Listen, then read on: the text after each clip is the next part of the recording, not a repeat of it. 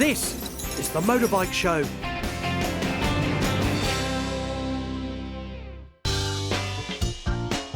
Last year in America, I attended an event where the comedian and bike obsessive Jay Leno launched a brand new and utterly unexpected bike.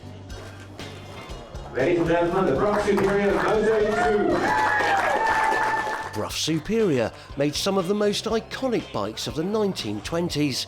Today they're known as a retro brand, but with the Carbon 2 they've come bang up to date.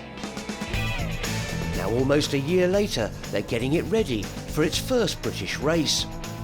This is a track day at Silverstone in Northamptonshire.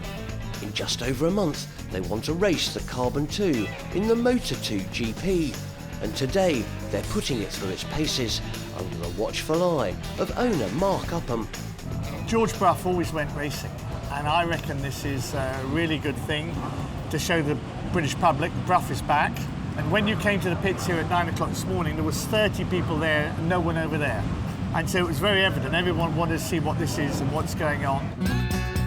In the 1920s, when George Brough began manufacturing Brough Superiors, they were known as the Rolls-Royce of British bikes, the fastest, most expensive and most innovative bikes on the road.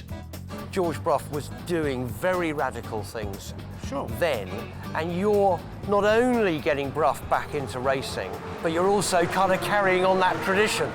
Yeah, why not? I mean, he was a showman. He was the Freddie Mercury of the motorcycle world. He was the guy that went to the posh parties and sold bikes to people who never really even wanted one. They scared people.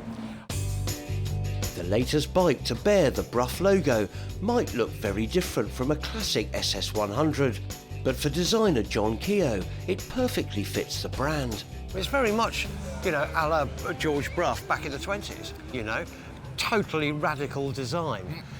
He was looking for the best of its time, and in the same way we're doing the same here. He wanted it to be superior by taking the best components out there, same way we've done, best engine out there, Honda 600, and then say, well, how can we actually make this a superior racing motorcycle? When you put the Brough next to another bike, the first thing that strikes you is how different it looks. It's far narrower than most bikes and has the kind of chiselled bodywork that would make Batman drool, as bike builder Paul Taylor explains. So Paul, tell me, how does it work? John designs it, then gives you everything on all the nightmares to actually then go and build it. Is that how it works? It does, and of course he will draw things that are actually impossible to make. So that's when the arguments really start. It's like, John, I can't make that. You know, I can't get it out of the mold. Yes, you can. You've got to do it. It's got to be like that. So there is definitely a to and fro. It's not just about aesthetics. The engineering is equally radical. Weighing in at 320 pounds, the Brough has a monocoque chassis constructed entirely out of carbon fibre. The radiator is mounted under the seat and there's a huge air duct that runs all the way through. It's an integrated design where one thing leads to another, and when you put all those things together, the obvious thing to do is to make a monocoque. A lot of people are amazed by the Brough's looks, but what really matters is how it rides. And the first British guy to try it out is top young rider Luke Mossey. So it's very special, you know.